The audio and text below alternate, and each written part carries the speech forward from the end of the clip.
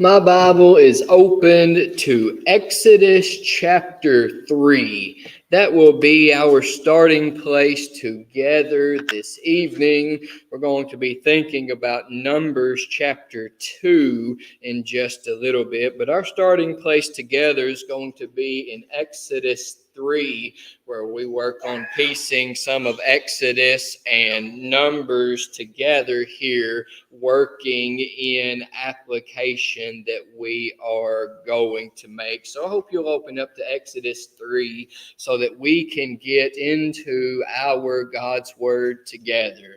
It's good to see everyone out this evening. Always a wonderful thing when we can be together and worship our God with one another and to get in His Word together.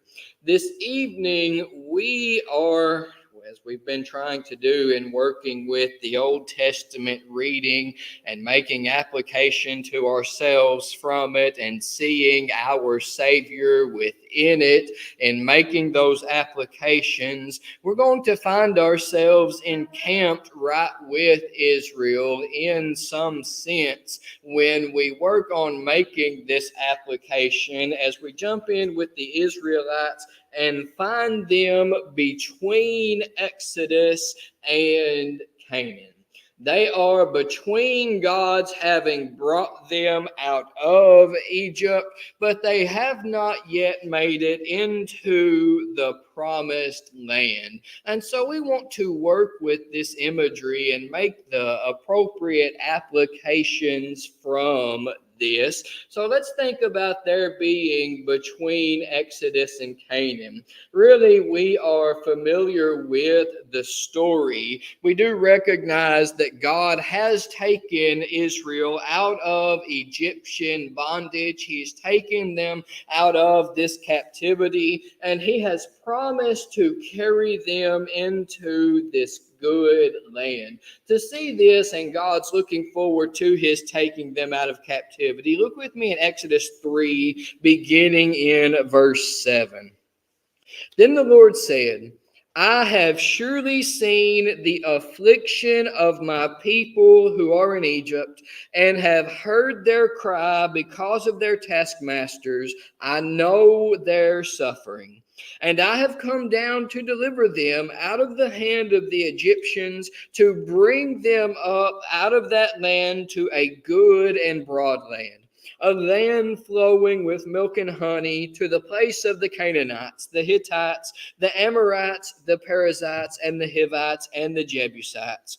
And now, behold, the cry of the people of Israel has come to me, and I have also seen the oppression with which the Egyptians oppress them.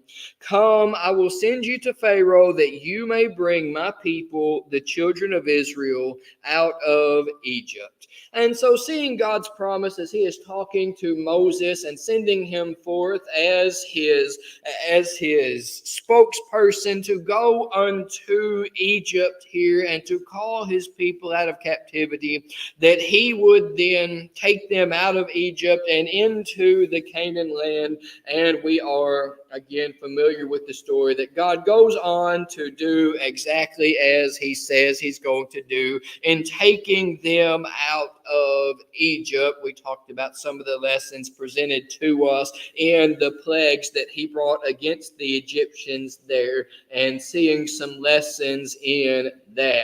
And so we're fast forwarding then all the way to the end of the book of Exodus, so that we can pick up a date in chapter 40 and verse 17 that will tie us right into Numbers, so that we can kind of have a time period of where we are. In Exodus 40 and verse 17, on the erection of the tabernacle, we read, in the first month, in the second year, on the first day of the month, the tabernacle was erected.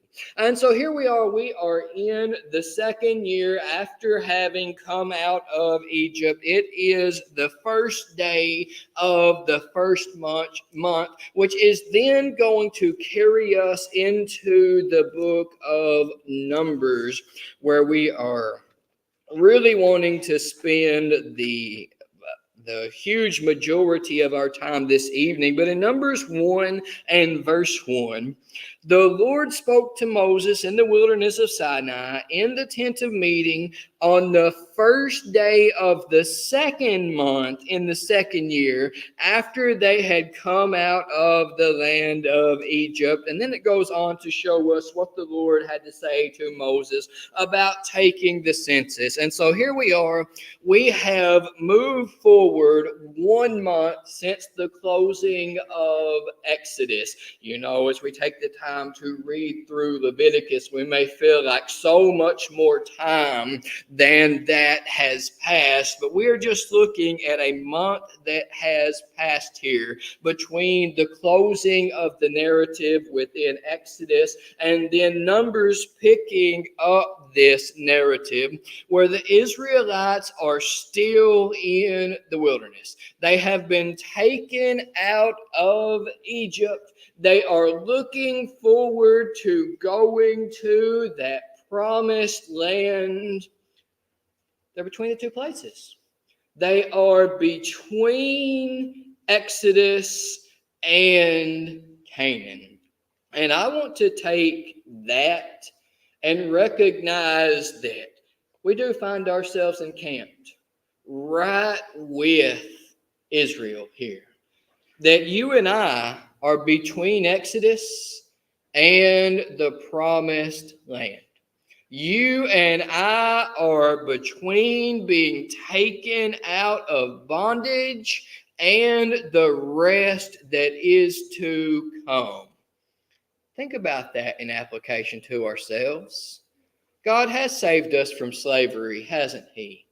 He has taken us out of captivity. That's a huge part of Romans 6 that we referenced this morning. We didn't say everything that could be said about Romans 6. We were only working in one specific aspect, but that's a huge part of what Paul brings out about what sin really is, that we were slaves of it when we were of the world. If we can pick up Romans 6 and verse 16, do you not know that if you present yourselves to anyone as obedient slaves, you are slaves of the one whom you obey, either of sin, which leads to death, or of obedience, which leads to righteousness?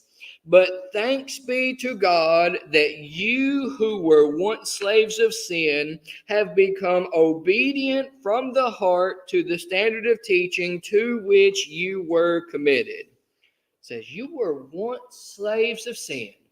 Thanks be to God that He took you out of that captivity. Thanks be to God that you are not enslaved to sin any longer. But not being enslaved to sin doesn't mean we've gotten to the end. Not being enslaved to sin doesn't mean that, all right, I have made it into the land of rest. Really, that's all of Hebrews chapters 3 and 4. We'll just pick up one verse to help us see this. In Hebrews 4 and verse 1, therefore, while the promise of entering his rest still stands, let us fear lest any of you should seem to have failed to reach it. You haven't gotten to the rest yet, and so don't make Israel's mistake. Do not commit Israel's sin. They made it in faith past the Exodus. They took the faithful step to walk across that water as on dry land. But it took them a lot longer than was meant to finally make it into Canaan. As they were then punished for their unfaithfulness, there was an entire generation that would not enter the land of Canaan. They found themselves between Exodus and Canaan. And you and I find ourselves between Exodus. God has exited us. He's taken us away from the captivity to sin. But we've not made it into that rest yet. And while the promise still stands, we must strive. If we can pick up one more verse, I don't have it on the screen, verse 11 of chapter 4. Let us therefore strive to enter that rest, so that no one may fall by the same sort of disobedience. Here we find ourselves in this between place of this relationship with God, in which we are saved from captivity to sin, looking forward to the rest that is to come. And we do not want to make Israel's mistake. If we can pick up one more passage, learning from Israel on this point, we need to go to 1 Corinthians 10 and begin in verse 1. For I do not want you to be unaware, brothers, that our fathers were all under the cloud, and all passed through the sea, and all were baptized into Moses in the cloud and in the sea, and all ate the same spiritual food, and all drank the same spiritual drink, for they drank from the spiritual rock that followed them, and the rock was Christ. Nevertheless, with most of them God was not pleased, for they were overthrown in the wilderness. Now these things took place as examples for us, that we might not desire evil as they did. Do not be idolaters, as some of them were, as it is written, the people sat down to eat and drink and rose up to play. We must not indulge in sexual immorality, as some of them did, and 23,000 fell in a single day. We must not put Christ to the test, as some of them did and were destroyed by serpents, nor grumble, as some of them did and were destroyed by the destroyer. Now these things happened to them as an example, but they were written down for our instruction, on whom the end of the ages has come. Therefore, let anyone who thinks that he stands take heed lest he fall. Paul says, you look to the example of Israel. It says these things happened to them for an example, but it was written down for you and for me. It was written down for Christians on whom the end of these ages has come, for us to be able to look at them and to say, that's a bad choice. That's a bad decision. That's a wrong action. This is misbehavior, and I see that God is clearly displeased with that. And what would Israel say? You go back to those first few verses. We're God's people. He took us out of Egypt. We've made it past the Exodus. We have, in the figurative language of Paul here, we've been baptized into Moses. We've eaten the food that God has given to us. We've drunk of the drink that God has given to us. We are so special. Paul says, you may have made it past the Exodus, but it doesn't mean that you've entered into Canaan. Israel made a huge mistake. They thought that they stood. Israel made a terrible miscalculation in thinking that they stood. They thought it was impossible to fall. And God shows us in them it's absolutely possible to fall. It's absolutely possible to have gone through the Exodus and not into the land of rest. To have gone through the Exodus and not enter into the promised land. And so their story is recorded for us to look and to recognize. You know what? You and I, we are between the Exodus and that land of rest. And so we must not make their mistake. We must not think that we stand. We must beware lest we fall, because we are looking forward to that rest that is to come. So that's going to leave us with this thought. We recognize it is possible for us to fall, but we're standing. in the wilderness with Israel. We're standing in this place of being between Exodus and the promised land. Now, as I say, we're standing in the wilderness with them. Let me share this with you. We get our name for this book, Numbers, from the Septuagint, and they name it that because of the census that takes place inside of this writing. And so you come to all of those numbers, and well, they call the book Numbers. In the Hebrew, that's not what the book is called. In the Hebrew, and this is a much more fitting title for the book because it's not just a book about, hey, count all the people. It's a book about being, and this is what it is called in the Hebrew, in the wilderness. And so recognizing that and being able to take that and say, I'm right there with you, Israel. We are between Exodus. We are looking forward to Canaan. I'm not there yet. I am in the wilderness. And so the question then becomes, how do I get from the wilderness into that land of promise, into that place of rest? Which leads us to making just one more point this evening. Here's how you do it. You look at God. Let's go back to Numbers. We are going to read Numbers chapter 2 here together. Let's look at Numbers chapter 2, beginning in verse 1. The Lord spoke to Moses and Aaron, saying, The people of Israel shall camp each by his own standard, with the banners of their fathers' houses. They shall camp facing the tent of meeting on every side. Those to camp on the east side toward the sunrise shall be of the standard of the camp of Judah by their companies, the chief of the people of Judah being Nahshon the son of Amminadab, his company as listed being 74,600.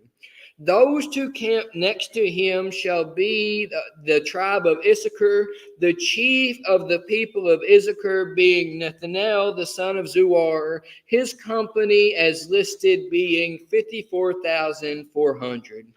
Then the tribe of Zebulun, the chief of the people of Zebulun, being Eliab, the son of Helon, his company as listed being 57,400. All those listed of the camp of Judah by their companies were 186,400. They shall set out first on the march. On the south side shall be the standard of the camp of Reuben by their companies, the chief of the people of Reuben being Elazar the son of Shadur, his company as listed being 46,500. And those to camp next to him shall be the tribe of Simeon, the chief of the people of Simeon being Shelumiel, the son of Zerushadai, his company as listed being 59,300.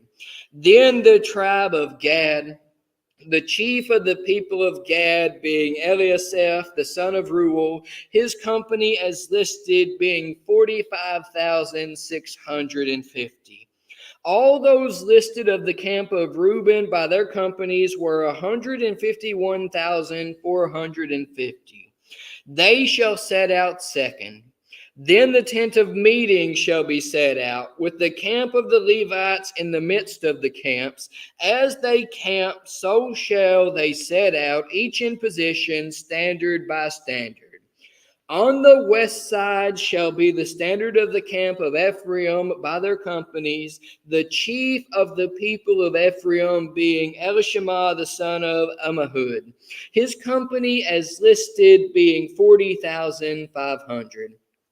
And next to him shall be the tribe of Manasseh, the chief of the people of Manasseh being Gamaliel the son of Pedatsur, his company as listed being 32,200.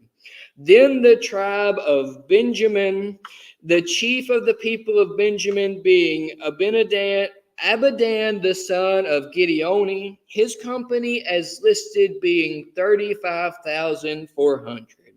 All those listed of the camp of Ephraim by their companies were 108,100. They shall set out third on the march. On the north side shall be the standard of the camp of Dan by their companies, the chief of the people of Dan being Ahiezer the son of Ammishaddai, his company as listed being 62,700. And those to camp next to him shall be the tribe of Asher, the chief of the people of Asher being Pagiel the son of Ochran, his company as listed being 41,500.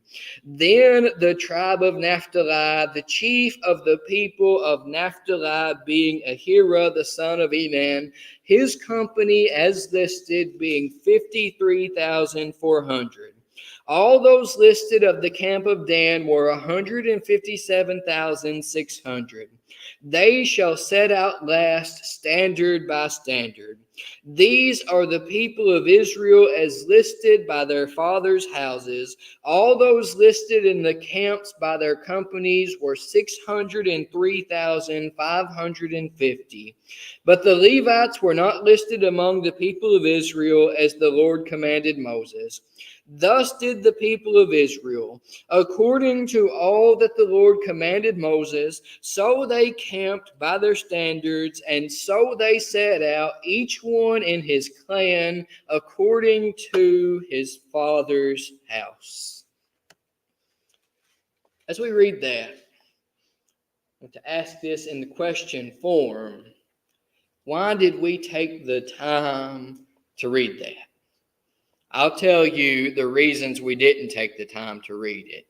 For those that I didn't stumble over the name, we didn't take the time to read it so I could pretend like I knew how to say these names.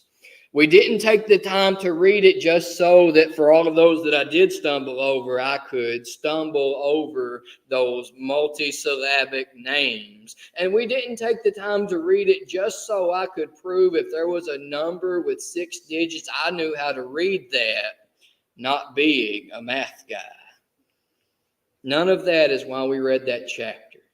Here's why we read that chapter in its totality, hard names and all. How often do we read a chapter like that and we get to the end and we say to ourselves, I just kind of skipped over the names and I read it because Colton says there's importance to reading this stuff, and so there's some obligation to it, and I read it, but boy, there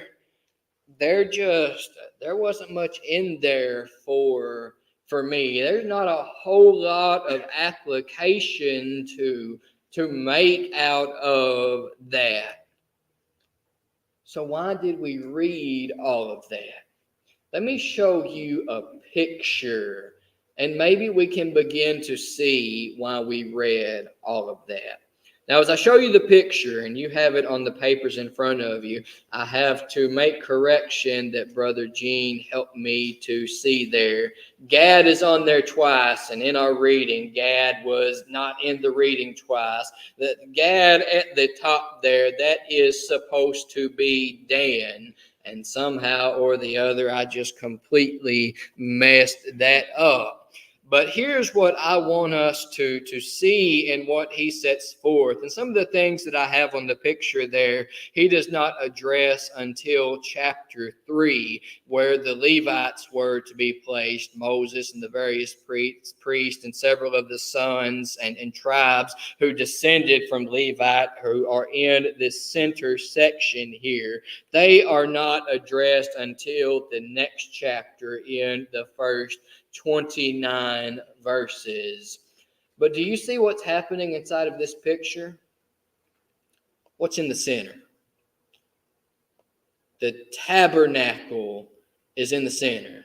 God says, here is how you set up camps. You are going to put me right in the middle, and all of you are going to situate yourselves around me. You come out of your camps in the morning, guess what you're going to be looking at? You're going to be looking at the place of worship. You're going to be looking at the place of sacrifice. You're going to be looking at the place that houses the Ark of the Covenant, upon which is the mercy seat, upon which my presence will be known. You will come out every day and look at me. Think about me. Have a life that is situated around me. Did you see that in chapter 2? Getting past the numbers. There's a point to be made out of those as well. We're just not going to make that point this evening. But getting past the numbers, God says, this is how you situate the camp. This is how you situate your lives around me, so that there will be a constant reminder of me and my presence and my guidance in your lives. Here's what we want to see. The only way to get from the Exodus, not merely nearing Canaan, but the only way to get from the Exodus into Canaan is to look at God. How many times in Israel's past did they fail to do this? We actually talked about a number of those examples. You will remember as they are trapped before the waters are parted and they say, here come the Egyptians. It would have been better to let us die in Egypt. They get past the waters and they say, here we are. We're out here. We're going to die of thirst in the wilderness. And God sweetens the water for them. Says, look at me. Here we are. We're going to starve to death in the wilderness. And God gives them the bread from heaven. He says, look at me. Here we are. We're going to die of thirst again. And God gives them the water from the rock. Look at me. He shows them again and again and again. You want to get to the place that I promised you? Look at me. And they fail to do it. That's the story of Numbers 13 and 14. The spies are sent into the land. And there are 10 of them who don't have a good thing to say. Or rather, I should say, they have a good thing to say. They say, yep, that's exactly what God said it was. The land is fantastic. But there's no way we can take it. We're just not gonna get in there. Look at the people who are there. Let's go a few chapters here. Let's go to Numbers 13 and look at verse 32. Numbers 13 and verse 32. So they brought the people of Israel a bad report of the land that they had spied out, saying, the land through which we have gone to spy it out is a land that devours its inhabitants, and all the people that we saw in it are of great height. We'll carry it to verse 33 as well. And there we saw the Nephilim, the sons of Anak, who come from the Nephilim, and we seemed to ourselves like grasshoppers, and so we seemed to them. No way we can take it. Some of the other descriptions that they use to talk about, they have fortified cities. No way we're going to get in and take and conquer these walled cities. Let's just say we get into the cities and you look at the people there. They're huge, and you compare us to them and we're just kind of like grasshoppers. They're going to absolutely squash us. And along come Joshua and Caleb, and they say, we've got the land. Not because we're strong. In fact, yeah, they'd absolutely squash us. But you're looking at the wrong thing. You're looking at you. You're looking at your strength. Look at God. That's how we are going to go into this land, chapter 14 and verse 6.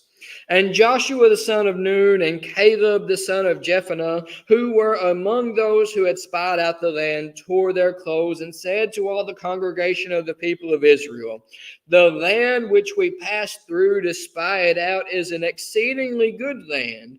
If the Lord delights in us, he will bring us into this land and give it to us, a land that flows with milk and honey.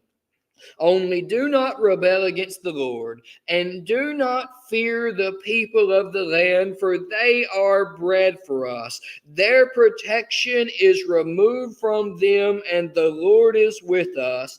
Do not fear them. The Lord will give us the land. It says they're going to be like bread. We will be able to rip them to shreds. Their fortified cities, their protection is removed from them. The Lord will give it to us. Joshua and Caleb know the way to get out of the wilderness into Canaan is to look at God, is to trust his strength, because he is able to handle these things, bringing the point to us.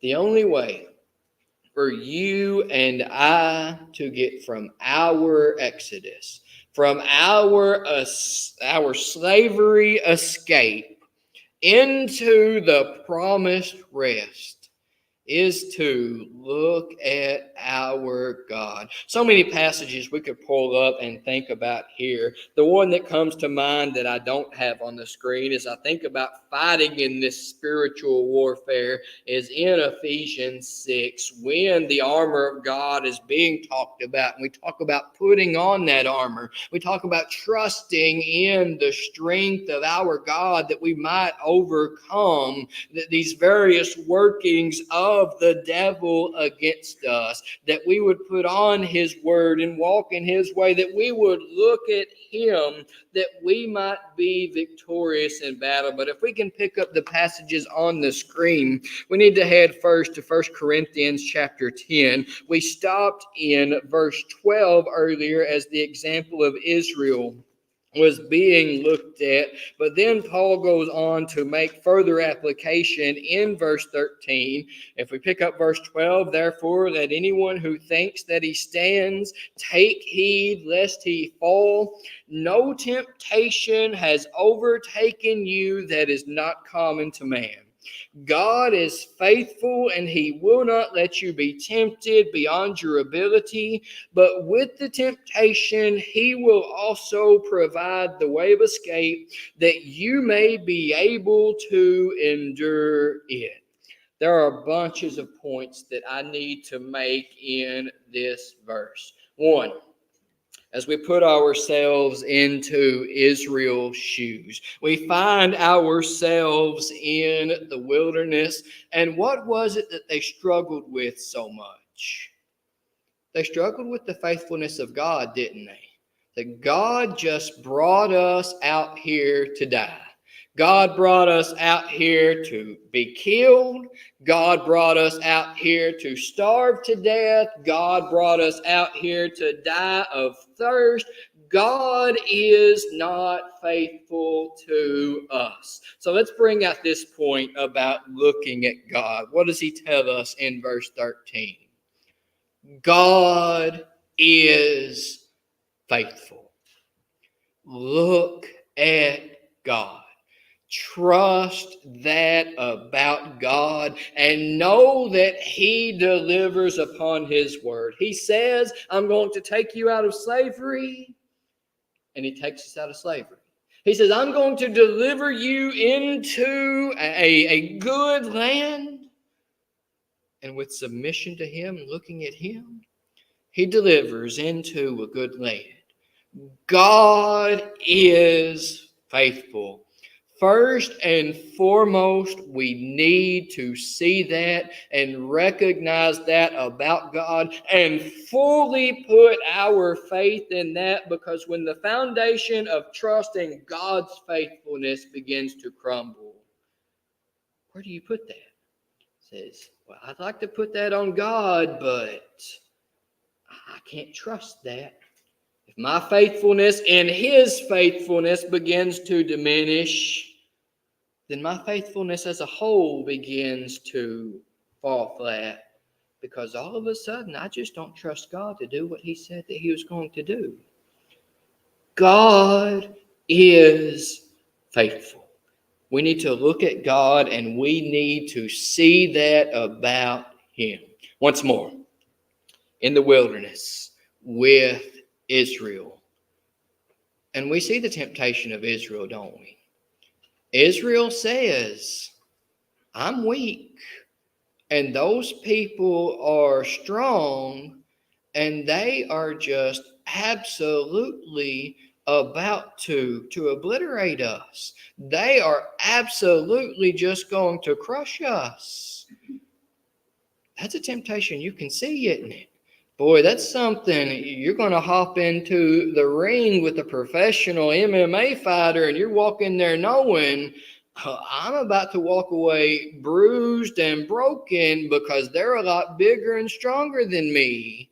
And you put that into the context of their battle, and you get that from a physical aspect. You get that from there's no way I have the strength to fight this. And here's what I want us to see in connection to verse 13.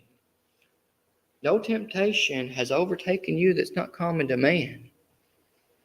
That was a temptation of Israel, to look at what they could see with their eyes and let that be the failing. Let that be the thing that began to further crack their faithfulness in God. And God shows us in them. Don't let that overtake you. Don't let what we see with our eyes somehow make us think that our God is incapable. Don't let what happens inside of this life somehow be the crushing factor to our faces. That was Israel's temptation. Don't make their mistake. Temptation is common to man, says, but God is faithful. Do not let these things turn your faithfulness away from God, bringing us to this final aspect that I want us to see within God's faithfulness.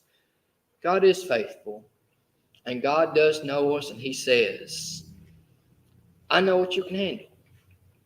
He says, I am not going to allow anything to happen that you are incapable of handling, any temptation to come that is beyond your ability to handle. And with every temptation, I'm going to provide the way of escape so that you can endure, so that you can handle it, so that when we find ourselves in this place of temptation, what do? We look at God. God, where is your strength? Where is this way of escape? And I said I was going to point out one more thing. Let me point out one more thing after the one more thing here. I want you to see in this verse, He doesn't say that the way of escape is the temptation stopping. He does not say that in this verse. He says the way of escape is providing a means to endure it. Sometimes that may mean the temptation stopping, but sometimes that may mean the temptation continues, but the way of escape is the strength to endure it, the strength to get through to the other side. But how do we get through to the other side?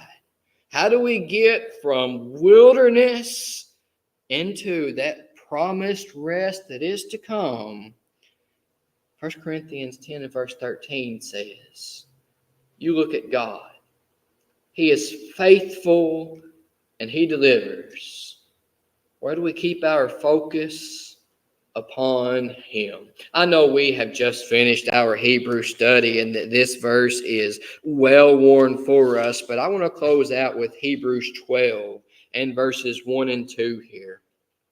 Therefore, since we are surrounded by so great a cloud of witnesses, let us also lay aside every weight and sin which clings so closely, and let us run with endurance the race that is set before us, looking to Jesus, the founder and perfecter of our faith, who for the joy that was set before him endured the cross, despising the shame, and is seated at the right hand of the throne of God.